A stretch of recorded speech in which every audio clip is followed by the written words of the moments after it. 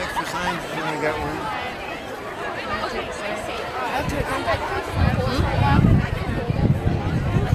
Ruthie?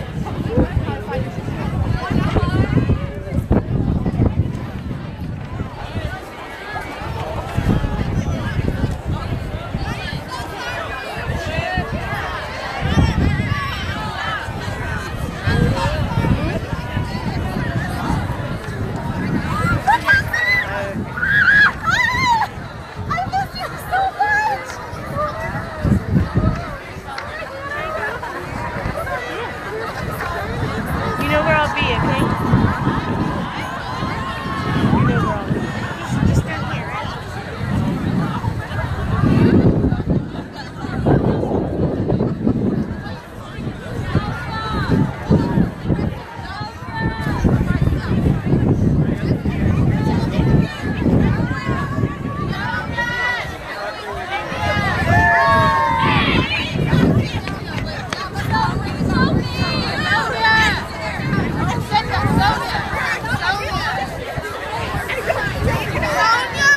They're starting in the back. Everyone, please pay attention to the people behind you.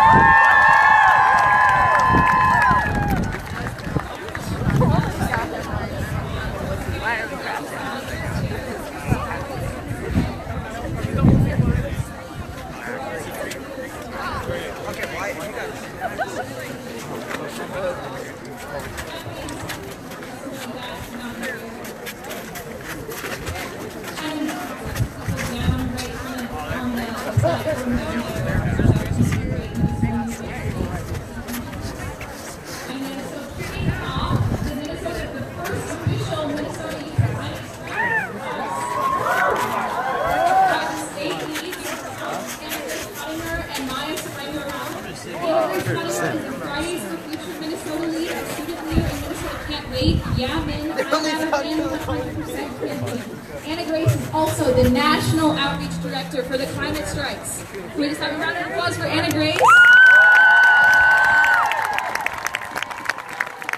Okay, so next we have Maya Sprenger-Otto, who's also going to be coming up with Anna Grace. Maya Sprenger-Otto is involved in Minnesota Can't Wait, and she is eager to further work on climate justice. So they will be giving a brief introduction to the purpose of striking and kind of introduce the work they have done as national leaders. So please welcome the very first speakers of the first official Minnesota Youth Climate Strike.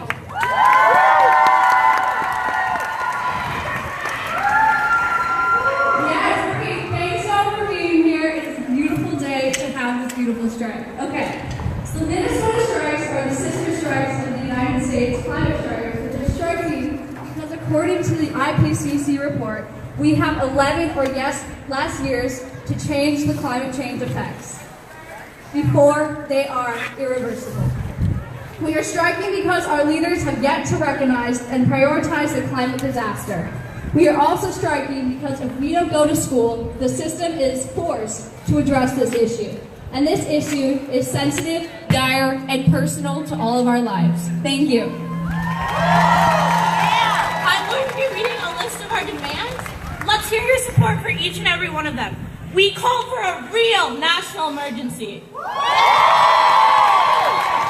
We need to cause an uproar.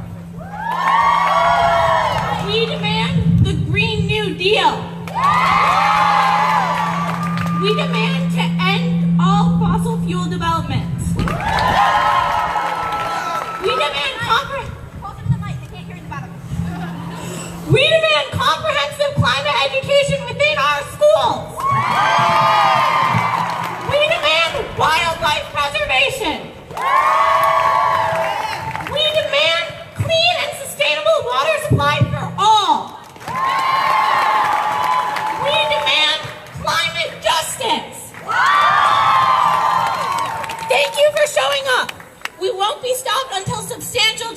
made. Enjoy the event, everyone.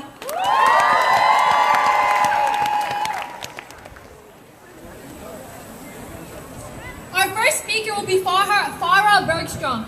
Farah is a youth advocate who has held positions on various progressive campaigns. Today, she will be talking about the urgency of our climate crisis and why we need to act now. Farah Bergstrom. Good afternoon, you guys. Wow, look at you all. I'm so excited. Okay. First of all, I would like to thank you all for being here. Truly. You guys are democracy at its finest. My name is Farah Bergstrom, and I'm a sophomore at Wayzata High School. I got involved in politics fairly young. I started working progressive campaigns at 13, with my most recent campaign position being Youth Engagement Director. But I got involved not for party politics, but to serve a higher purpose of leadership and what I consider to be my duty to service as an American citizen. As I was working my most recent campaign, the campaign manager said something to me that I found to be incredibly true. Young people aren't the future. They are the here and they are the now. And that's why climate change is arguably one of the most pressing issues facing us today. There is a consensus across the scientific community that climate change is occurring. It's not up for debate. It is of the utmost importance that our leaders be held accountable and take action now. Climate change at the rate we're going holds serious dangers that come at a steep price. And frankly, it's not a price that I am willing to pay. And I'm sure most of you aren't either. If action isn't taken now, it will become our mess to clean up. It's imperative that leaders and legislators in this Capitol recognize our deep concern for climate change. This isn't a distant issue. It's something that's going to have very severe repercussions for us in the near future. For too long, legislation has been influenced by big corporations, and I think it's time that legislators listen to real people, especially us, the next generations who will be affected by climate change the most.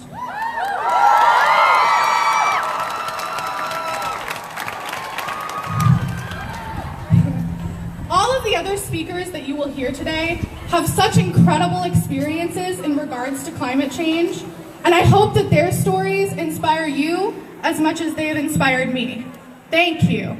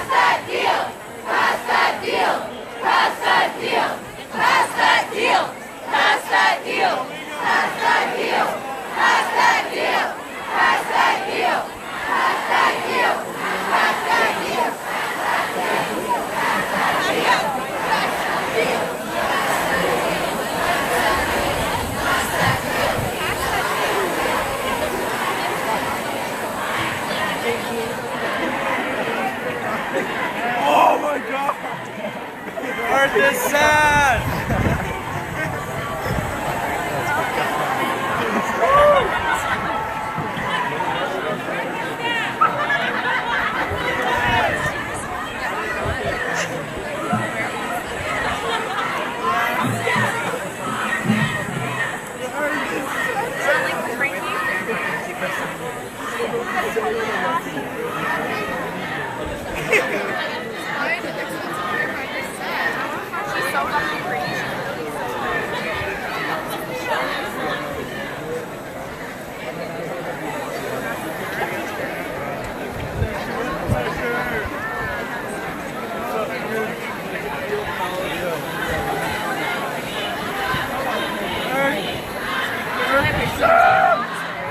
But like,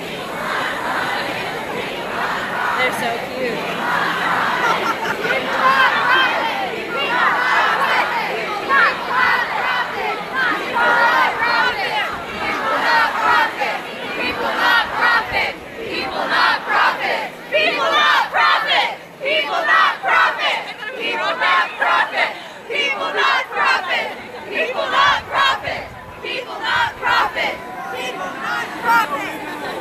Oh wait, I see Bria. Where's like way down there? Do you see her? She's like way down there. Ew. Yeah, and Ashley right down there left. She's like standing at the bottom. Like at the bottom? Yeah, I see her. Oh, here. She literally said she was like up here. But she said I was like closer to the bitch. That's fine. I like it. Stand up, fight back! Stand up, fight back! Stand up, fight back! Hey, hey! Ho, ho! Climate change has got to go! Hey, hey! Ho, ho! Climate change has got to go! Hey, hey! Ho, ho! Climate change has got to go! Hey, hey! Ho, ho! Climate change has got to go! Hey, hey! Ho, ho! Climate change has got to go! Hey, hey! Ho, ho! Climate change has got to go! Hey, hey! Ho, ho! Climate change has got to go! I think I heard for everything, so it's fun. Hey everybody, we're going to be starting our speakers back up again, so if we could make some room on the sides again and have the people in front bend down a bit. Is that good with everyone? Okay, thank you so much. So our next speaker is 16-year-old climate activist Bria Dalal Whalen, who goes to Purpich High School. Bria has worked with notable climate justice organizations such as the Sunrise Movement, MN350, and Minnesota Can't Wait. Today, Bria will be speaking about the amazing work that the Sunrise Movement does and what they represent for youth participating in this ever-growing climate movement. Thank you so much. Please give a big welcome to Bria.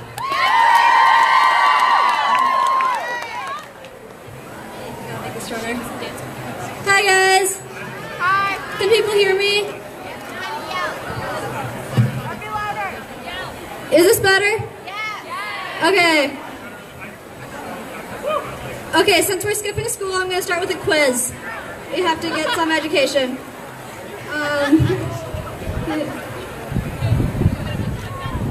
Yeah, I do.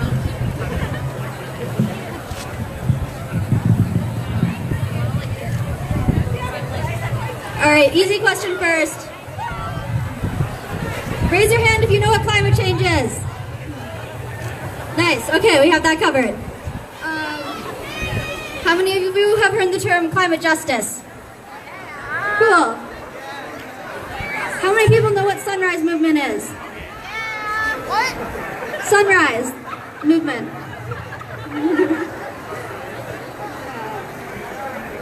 Okay, so for those of you who haven't heard of it, Sunrise is in...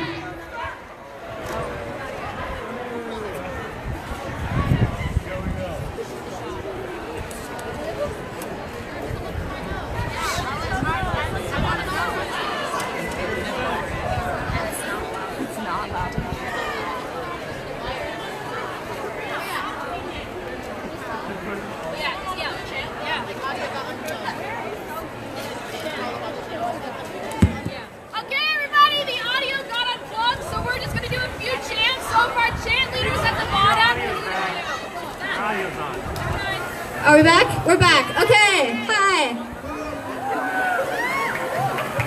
right, so for anyone who hasn't heard of it, Sunrise is a national network of young people who are working to stop climate change and create millions of good jobs in the process.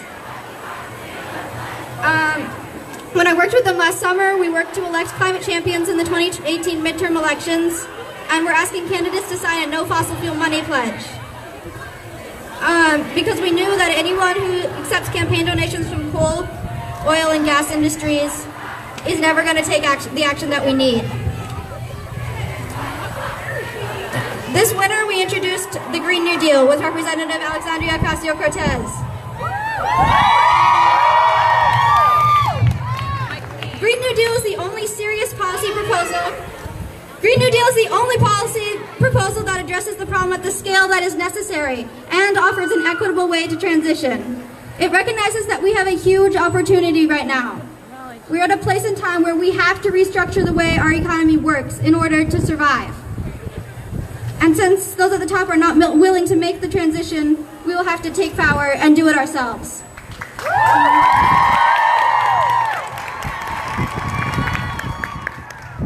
So now we know we're in a position where we're going to have to seize power and change the whole economy. It sounds like a really good opportunity to fix some other things while we're at it.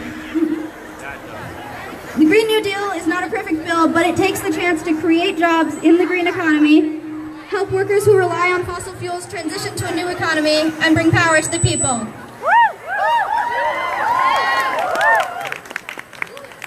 Sunrise's sudden fame is a testament to the power of youth and climate work. A year ago, no one had heard of us, and climate was almost never mentioned in national policy discussions. Now the Green New Deal is on SNL every other night, and Sunrise kids who are just barely out of college are shaping national policy.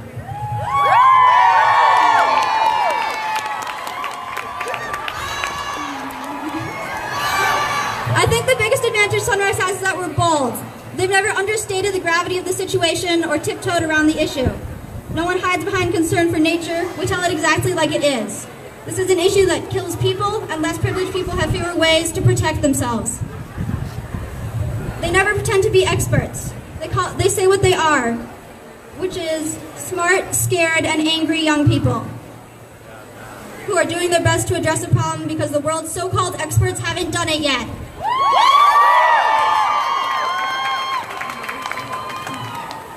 We know there are solutions that will stop climate change, stimulate the economy, and combat oppression, and that our government must implement them.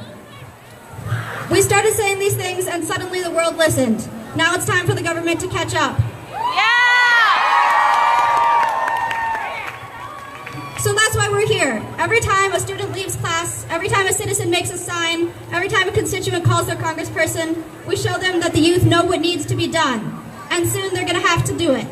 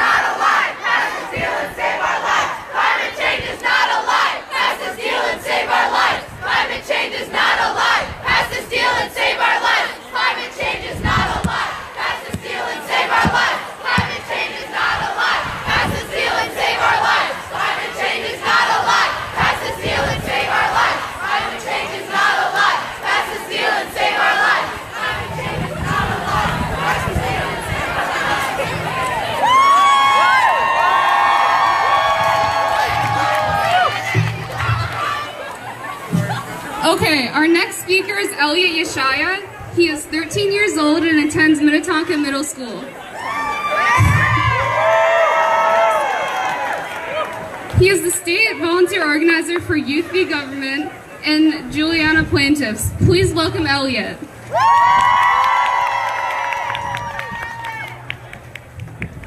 Hi everyone. I'm with Juliana v. U.S. These 21 plaintiffs from across the U.S., from coast to coast, filed a lawsuit against the federal government to ratify a climate recovery plan and to block it from giving subsidies to the fossil fuel industry. This climate recovery plan is intended to make change to a green economy very effective and smooth. Unfortunately, the nation we hold near and dear to our hearts spends $26 billion per year on the fossil fuel industry. Worse, our leaders have their hands soaked in petroleum. According to OpenSecrets.org, oil and gas companies contributed over $15 million to super PACs and campaign funds in the 2016 primary election. Ted Cruz received 57% of his super PAC money from oil and gas companies in the 2018 midterm election. Other politicians like Beto O'Rourke and Chris Christie are also major offenders. After years of collecting bookfuls of substantiated evidence, this case was filed in 2015 with attorney Julia Olson to represent them. Obama and his cabinet officials were the original defendants, and now Trump and his cabinet members are. Reporters have coined this trial of the century as game-changing. Both the Obama and Trump administrations have gone to vast extents on suppressing this case, and both sides of the aisle are guilty of perpetuating this endemic. In exhaustion of this abuse of power, plaintiffs are making 4 bold claims about the violations on the government's behalf. First, in violation of the public trust doctrine, the government has failed to protect the commons or the natural resources necessary for the integrity of living. In violation of the Fifth Amendment, people are denied their right to life, liberty, and property. In violation of the state-created danger doctrine, the government is imposing hazardous conditions in which to live. In violation of the 14th Amendment, people are denied their right to equal protection. So why? Why is this unequal? These aren't prosecutors, these aren't Harvard Law School professors. These are young people, like you and me. The inequality lies in that they have to deal with this for the rest of their life, long after Obama and Trump are gone. So what can you and other young people do to help? They have now prepared an amicus brief so they can be represented in court, and it is our moral obligation to stand behind them. To stand behind them in court by adding your name to the petition, and to stand behind them outside the court by rallying on these very steps. To stand behind the natives that preserve this land, and the elderly that are at severe risk, and the fellow youth that must deal with this for the rest of their lives. The amicus brief and petition can be found at joinjuliana.org. That's join, JULIANA.org. We also encourage you to contact your representatives and senators of Minnesota and urge them to endorse the Juliana plaintiffs. 7 representatives have already done so. Look at how many people amassed here today to fight climate change. Think of how much more we could do. Remember that even if it takes all of us shouting to just be heard as a whisper, if one less person were shouting, then the world would be silent. Minnesotans, this is 0 hour.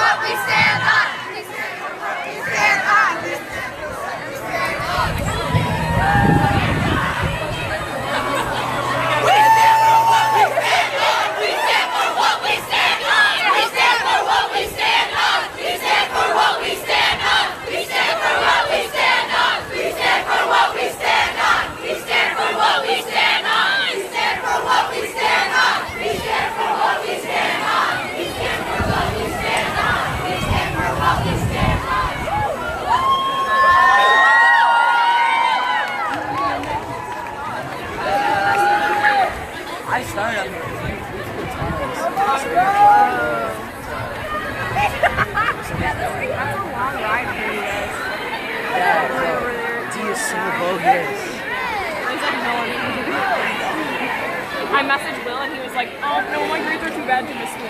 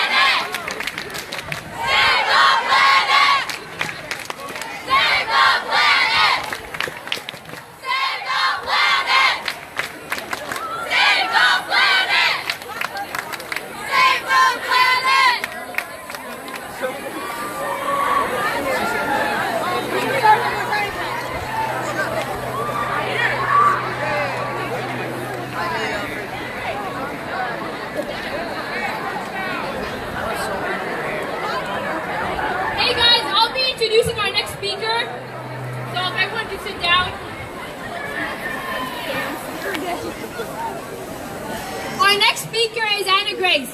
Anna Grace Hottinger. Anna Grace is a youth climate advocate who stands for the positive shift. Anna Grace is a youth climate advocate who stands for the positive shift and solutions in climate change. She is the Fridays for Future Minnesota lead, a student leader at MN Can't Wait, Yeah Men, I Matter, and the 100% campaign. Anna Grace is also the outreach director for the National Climate Strike. Please welcome Anna Grace.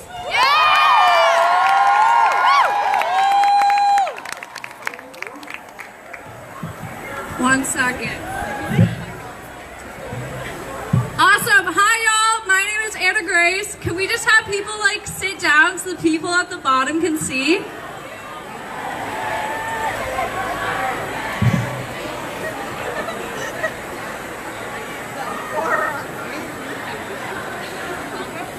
Awesome. Okay. Hi, my name is Anna Grace Hottinger, and I'm 16 years old, and I'm from Shoreview. I'm so honored and glad to be here in front of y'all today. To begin, wow, there's so many of us out here, so can we just give a round of applause to ourselves?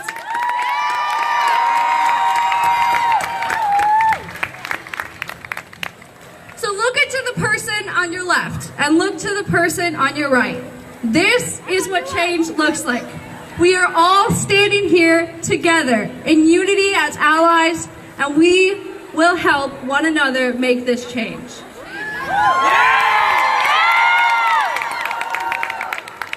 Sometimes change may seem lonely, but sometimes change feels like a whole world and a whole community.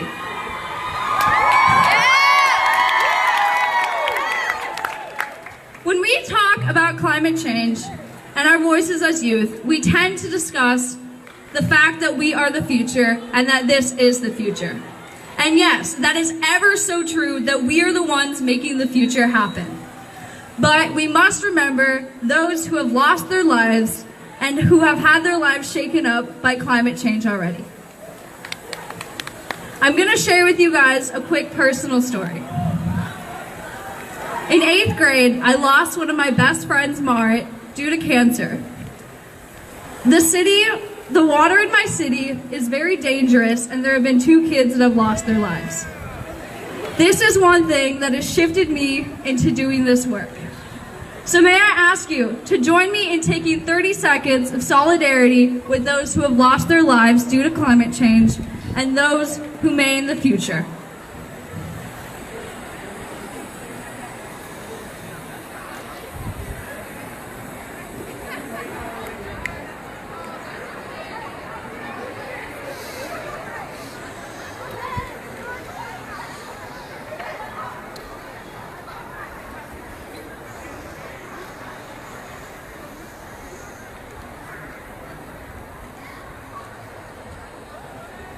Thank you. Thank you all for sharing the respect for everybody who deserves that respect.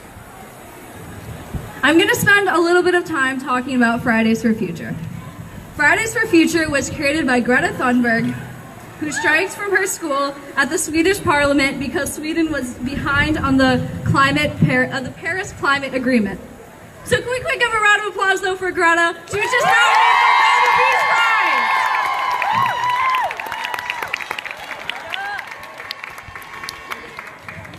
Greta's actions have led inspiration for thousands of adults, youth, and young children.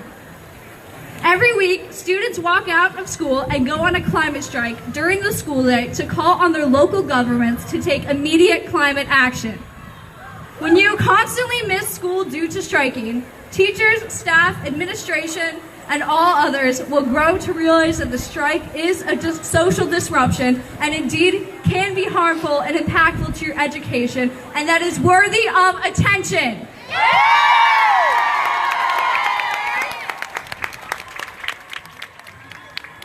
The first time that I striked, I showed up at the Capitol.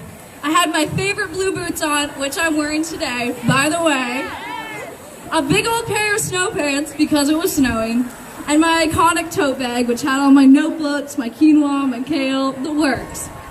I wobbled over to a corner right behind that lamppost, and I sat down in the middle of a snow pile.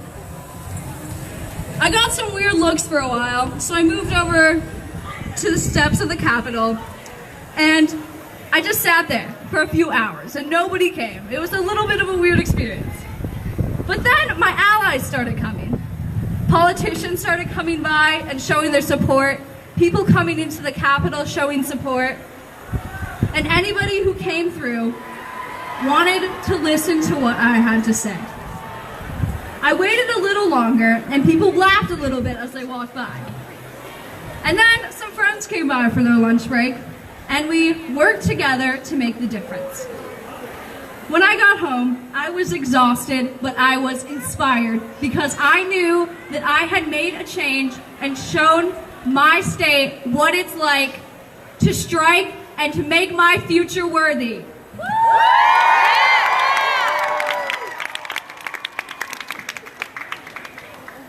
But most importantly, this is our future. And why strike for a future if there's no stable economy to hold it up, let alone nowhere to utilize your skills? But we aren't here to look at the negatives today. We aren't here to look at what the future could be. We are here to talk about the beautiful potential that we hold, each and every one of you. We have the solutions at hand, on our fingertips. We are making these solutions a reality. But we must keep pushing. We must keep telling the world how we feel. To keep telling the world our story and our potentials. Our stories matter, whether they are giant and scary, or whether they are the squirrels in our yard diminishing. They are important. We are the power. We are the future. We are the potential. And we are here to inspire the world and tell them that we are meaningful. We are the future, and we have a say.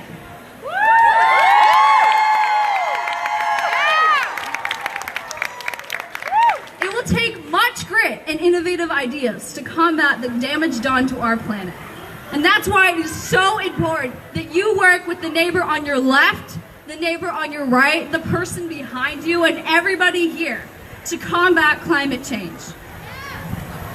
Because when we work together across age groups, socioeconomic classes, borders, ethnic groups, and all of our differences, our combined perspectives can cooperate to leave this world a better place than we found it.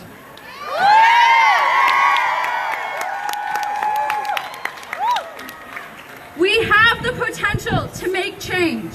We have the potential to live a beautiful life. But we must work together towards climate justice and climate action.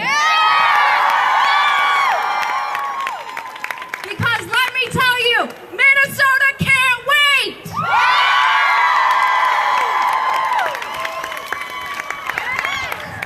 And there are different roles in this movement.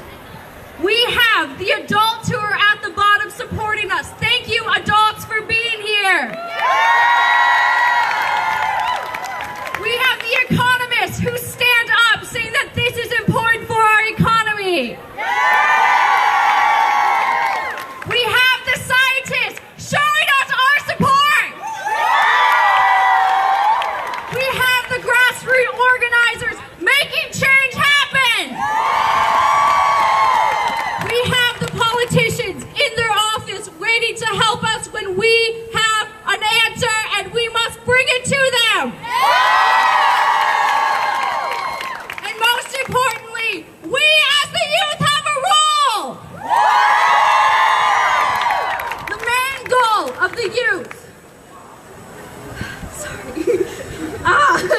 the main goal of the youth is to embody the future, to inspire others to reach for a vision of what this future entails. We are leading the movement and pushing politics, but more importantly, we are leading the movement in changing the public will. So thank you all for coming out, being here, spending your day with other youth who stand with you. You are the change.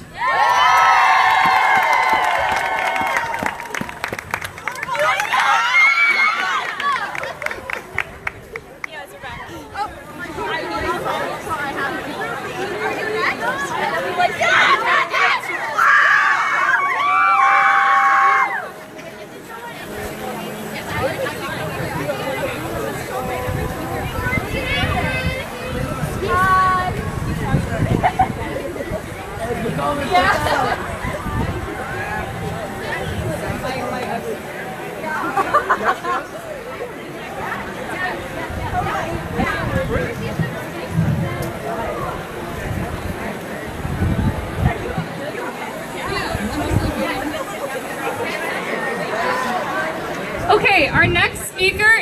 Ruthie Hottinger.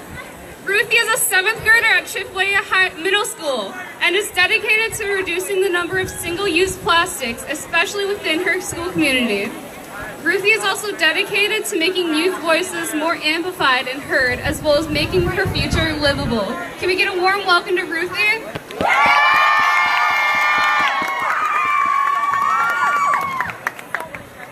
Hey guys! Hi! Okay, wasn't that amazing? It wasn't that moving? Okay, let's... If we said the other people said. Okay, as you heard,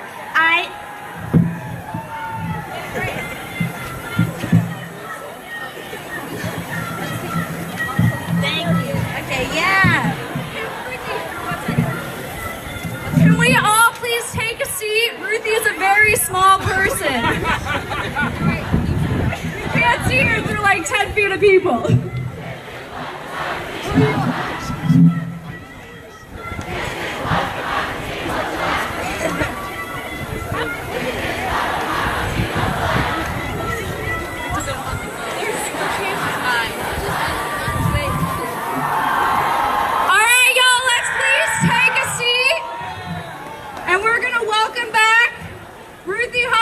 Ruthie is my beautiful little sister who is dedicated to making change and making single-use plastics a lesser of a thing.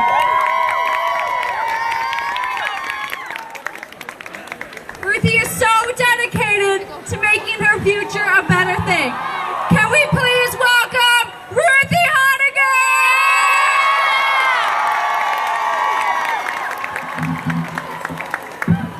Hey guys, so I'm Ruthie. I go to Chippewa Middle School. I'm in 7th grade and I'm 13 years old and I'm very excited to be here. So, when I'm older, I want to grow up to be a youth minister, to work with the youth and help them find themselves through religion in a way that works for them. I've always wanted to work in a church. I've been raised living with 3 ordained pastors, but my future working in church is important to me. Not to live on my family legacy or whatever, but to live a good life where I can find joy in what I do and where I do it. But climate change is hitting so hard and my future is at risk. My sister Anna Grace has educated me so much. I never knew what is really going on. I thought when she told me not to use straws, it was just a minor issue I could ignore. But now, realizing what she's standing up for, I realize I have to also. What's sad is that not everybody is educated about this topic. If I try to talk about climate change and fighting for justice, even with my lunch table, they won't listen. Because no one is nearly educated about this to care. That really pushes me to educate people about what is really going on. So I'm here to educate and stand up for my future. In my future, I see a world that is safe to live in and smiling faces all around. But that's not going to happen unless you and I stand up for what we want and what we need. Recently, I've been personally affected by climate change. Obviously, we live in Minnesota. Look around. It was like a snowstorm last weekend. And now there's like, whatever. You get it. You get it.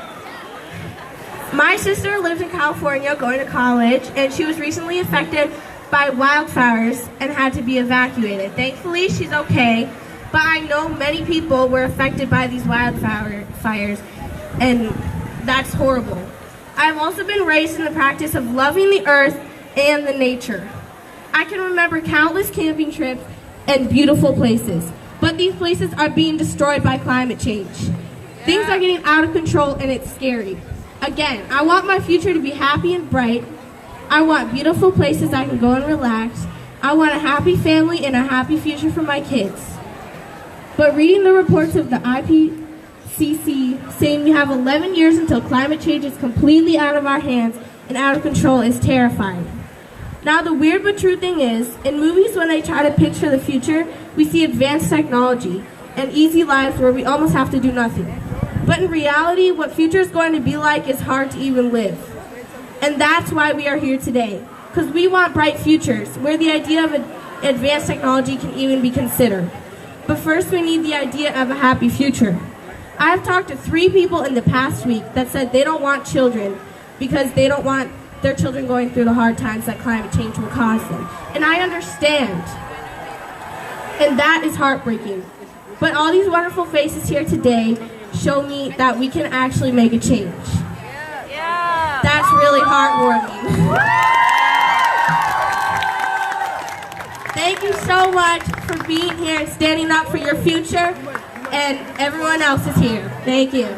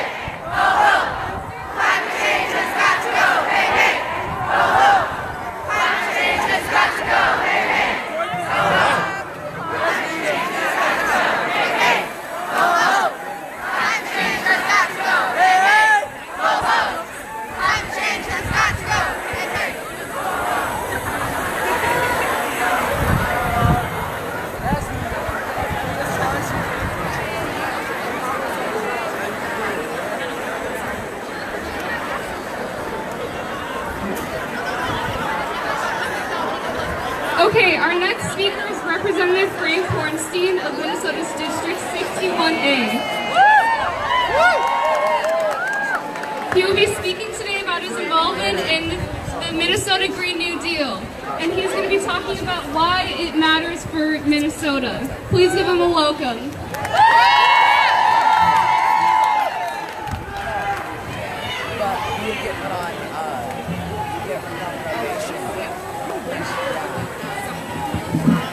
Hello, everybody. How you doing today?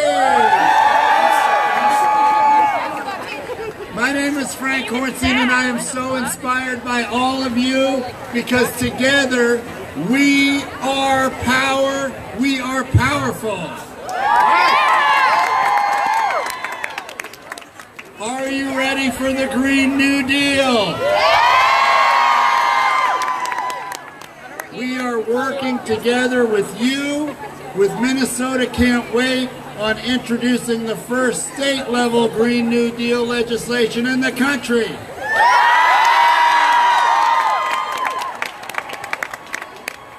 And the reason we are doing this is because you have put this issue on the map for all of us.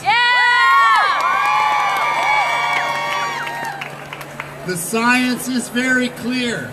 We have to act now. We have to act urgently.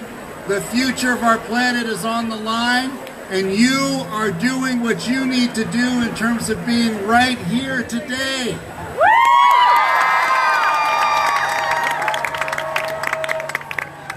Sending a strong message to elected officials from both parties that we can't wait for climate solutions.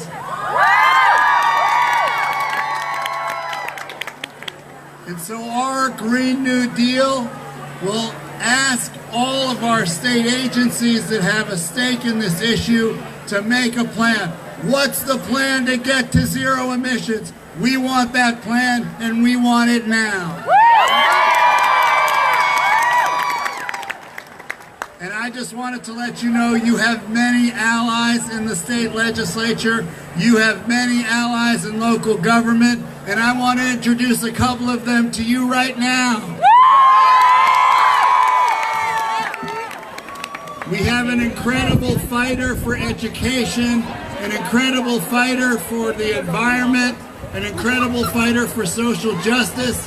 I'm very, very honored to introduce to you my colleague from Minneapolis, State Representative Jim Daphne. Good afternoon, Minnesota!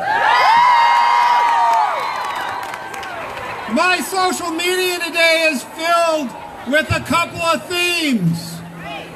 One of those is the international energy of youth demanding change and climate action. But another theme is adults saying, don't pay attention to those kids. They're too young. They don't know what they're talking about. It's really complicated. We can't possibly do what they're asking for. They're just not realistic. Don't believe the hype. We're not waiting for the leaders of tomorrow. You're the leaders of today who are driving the change you're demanding. We're counting on you to drive the change, to break through the log jams and make the tomorrow that you want, you deserve, happen today. Thank you for being here. Let me introduce a friend, a colleague, and a fellow elected official from the Minneapolis Park Board, where he fights for equity, for access, and for our environment, my friend, A.K. Hassan.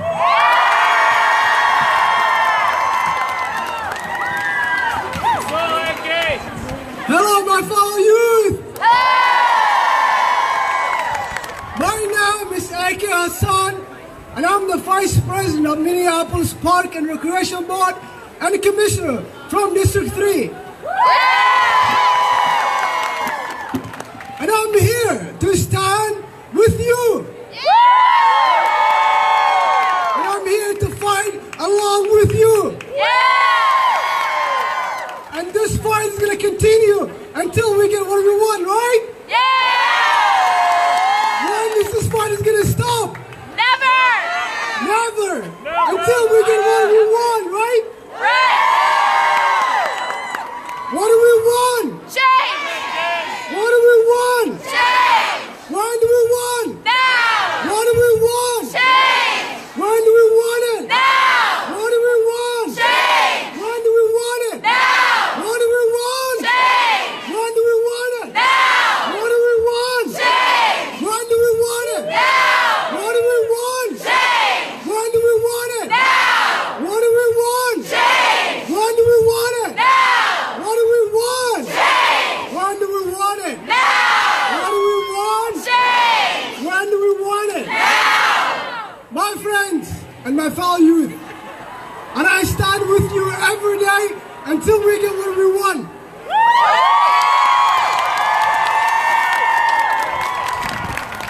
I'm asking you a big favor. I want you guys to come out and continue this momentum. We demand a climate change. Not just today, but for generations to come. I know some politicians might say, oh, we have more important work to do. No. This is important right now. It's about our future, not their future. It's time for them to go.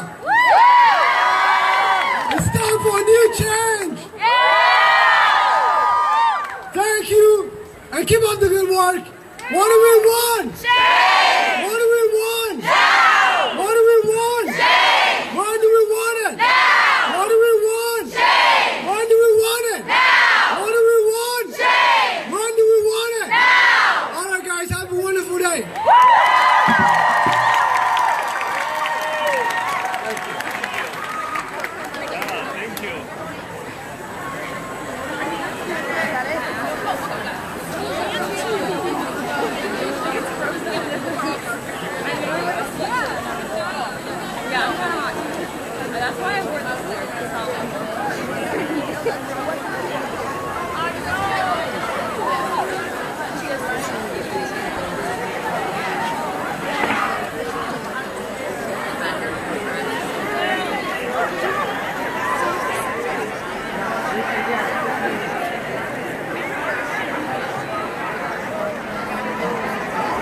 Sheena's going up. Where's Sheena?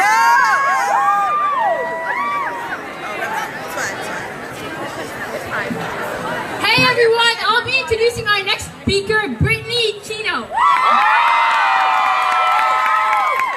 Brittany Chino is a first-generation radio host on KRSM, and she will be talking about Line 3. Everyone, please welcome Brittany Chino.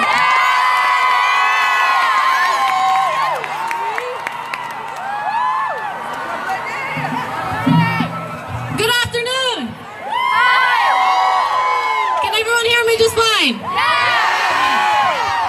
I'm Brittany Chino, which means now we're going to talk about the imperialistic and colonialist nature that climate change has on minorities.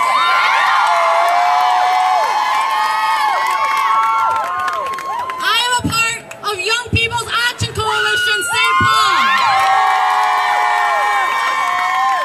I have worked alongside the Families Belong Together March and alongside the 15 Now campaign. In addition, I have seen the anti-Line 3 movement develop, and I am here today to further the conversation on the ongoing battle between the indigenous community and corporate greed. The abuse of oil in our day-to-day lives hits homes as Minnesotans, as we have seen that there have been growing amounts of disputes and disagreements in Enbridge's Pipeline 3. This not only harms our fresh water that we are known for, but it crosses treaty land. Senator of Massachusetts Edward J. Markley has stated that Enbridge is fastly becoming what the Midwest to BP as the BP was to the Gulf of Mexico. The United Nations Science Report claimed that we would need a radical, urgent, and unprecedented change in our society. The Green New Deal does exactly that.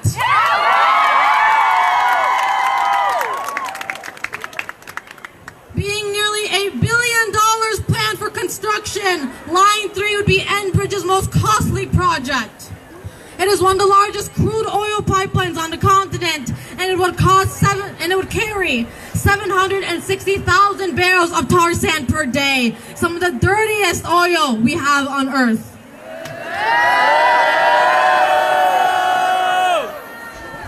Enbridge claims that there will be no spills during this process, which is bold of Enbridge to say, considering that they have had 600 to 800 oil spills in the last 15 years. For Minnesotans, oil spills are a big concern. The nation's biggest inland oil spill happened on the current Line 3 near Grand Rapids, Minnesota.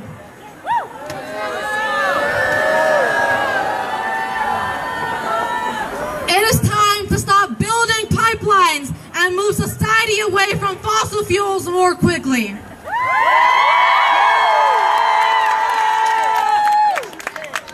Enbridge likes to claim that they're moving off of native territory, but they fail to realize that they still will be on their land. They fail to realize that it crosses treaty land, including wild rice waters. Tribes don't want a potential pipeline spill harming their land or water, and they definitely don't want to put the physical survival of the Ojibwe people at risk.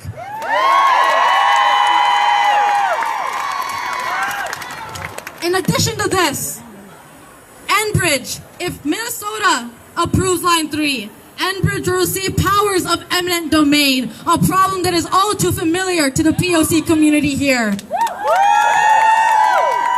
It will receive powers of eminent domain on grounds that it is a public utility providing a public benefit.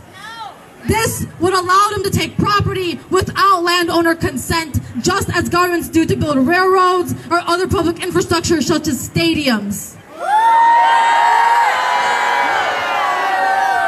This is a problem, as Enbridge is a private Canadian corporation that will earn billions in profit by shipping privately owned oil for privately owned oil companies.